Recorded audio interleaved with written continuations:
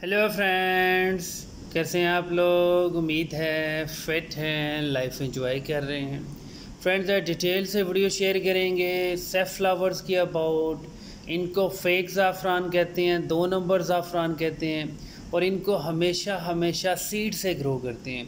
इसके white colour के छोटे छोटे से सीड्स होते हैं, और जो ज़ाफ़रान का असल ज़ाफ़रान होता है जिसको कैसर कहते हैं, उसके हमेशा बल्ब होते हैं। इसलिए बहुत सारे लोग इसको ओरिजिनल ज़ाफ़रान करके सेल कर देते हैं। बेसिकली जब इसके फ्लावर्स बनते हैं, बहुत बड़े साइज़ का प्लांट बनता है, तो जिसके फ्लावर्स के अंदर स्टिग्मा होते हैं वो ओरिजिनल ज़ाफ़रान में मिक्स करके सेल कर दिया जाता है। फ़िज़िकली आप इजीली जज नहीं कर सकते। इसको हमेशा मिट्टी के गमले में ग्रो करें, और इसके सीड्स हमेशा डायरेक्ट सोक किए जाते हैं। अगर एक मीडियम साइज़ का गमला है तो इसके 2 या 3 सीड लगा सकते हैं। बहुत ज़्यादा रूट्स क्रिएट नहीं होती हैं। अगर इस तरह का गमला है तो आप उसमें 4 या 5 सीड्स भी लगा सकते हैं, जिसमें से 3 या 4 जर्मिनेट होंगे और वही सरवाइव करेंगे, और आपका प्लांट ज़बरदस्त होगा। बहुत जल्दी इसके ऊपर फ्लावर्स भी बन जाते हैं। इसके सीड्स को आपने मैक्सिमम ½ इंच डीप करके लगाना है, और उसी सादा सी मिट्टी से इसको कवर कर देना है। इसको थोड़ा सा ज़्यादा फर्टिलाइज़र दें, लेकिन कोशिश करें इसको बार बार फर्टिलाइज़र ना दें। इसको सिर्फ़ और सिर्फ 1 टाइम फर्टिलाइज़र दें।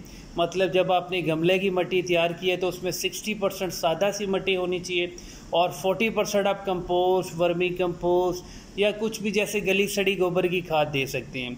इसके सीड्स को आपने ½ इंच डीप करके लगाना है, सादा सी मिट्टी से कवर कर देना है। अगर आप चाहें तो कोकोपीट की लेयर भी डाल सकते हैं, लेकिन कोकोपीट का थोड़ा सा इशू होता है कि अगर ओवर वाटरिंग हो जाए तो ओवर मॉइस्चर हो जाता है, जिसकी वजह से सीड्स को फंगस भी लग जाता है। और इसके जो आपका मिट्टी का गमला होता है उसके अंदर कभी भी ड्रेनेज होल को ब्लॉक मत किया करें। अब ये बड़े साइज़ के मिट्टी के प्याले हैं जिसके अंदर हमने ज़ाफ़रान के बल्ब लगाए थे।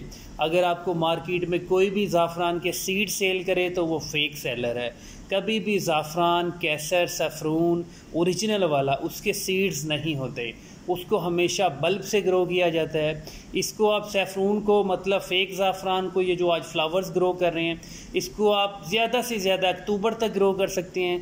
लेकिन जो आपका ओरिजिनल ज़ाफ़रान होता है वो अक्टूबर, नवंबर, 2-4 दिसंबर तक भी ग्रो हो सकता है।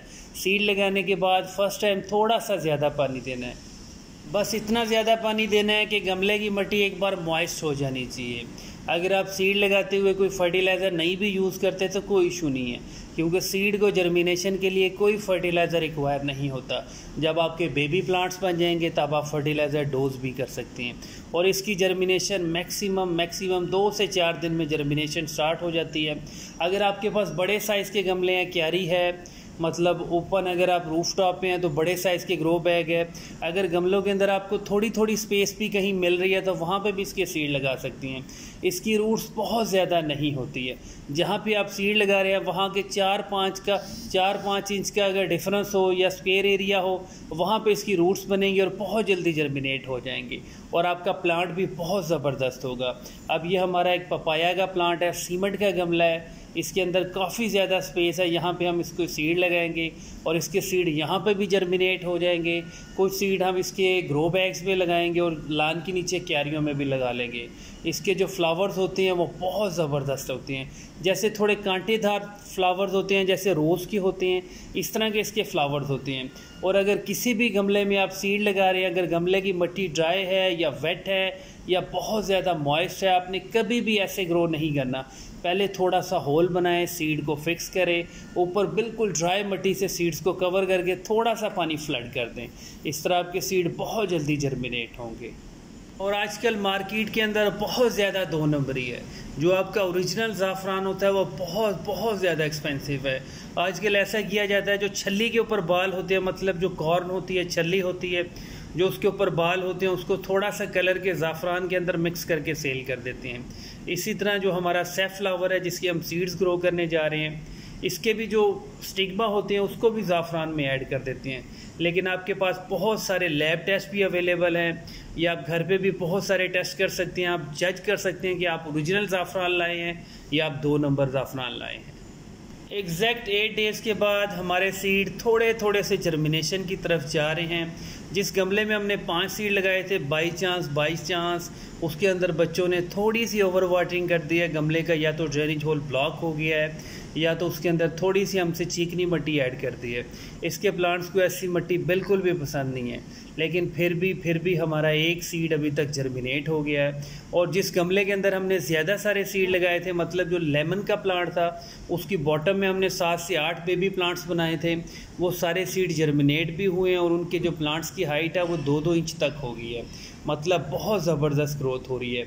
और कुछ सीड्स हमने पपाया के पॉट में लगाए थे, वो अब तक 2 या 3 जर्मिनेट हुए हैं, मतलब उसकी जर्मिनेशन आहिस्ता आहिस्ता भी हो जाएगी। इसके सीड मैक्सिमम 5 से 15 दिन के अंदर जर्मिनेट हो जाती हैं। अगर फिर भी आपके सीड जर्मिनेट ना हो तो समझ आएँ कि सीड्स को फंगस लग गया है। इसको कोशिश करें बार बार फर्टिलाइज़र ना दें, एक बार फर्टिलाइज़र दें, अच्छा फर्टिलाइज़र दें और आपका प्लांट चलता ही रहेगा। जैसे ही गर्मियाँ स्टार्ट होने लगेंगी, मार्च अप्रैल, जब तेज़ धूप होगी, आपके प्लांट आहिस्ता आहिस्ता ड्राई होने लगेंगे। इसके ऊपर 3 या 4 बार फ्लावरिंग होती है, इसलिए आप बार बार हार्वेस्ट भी कर सकते हैं इनको।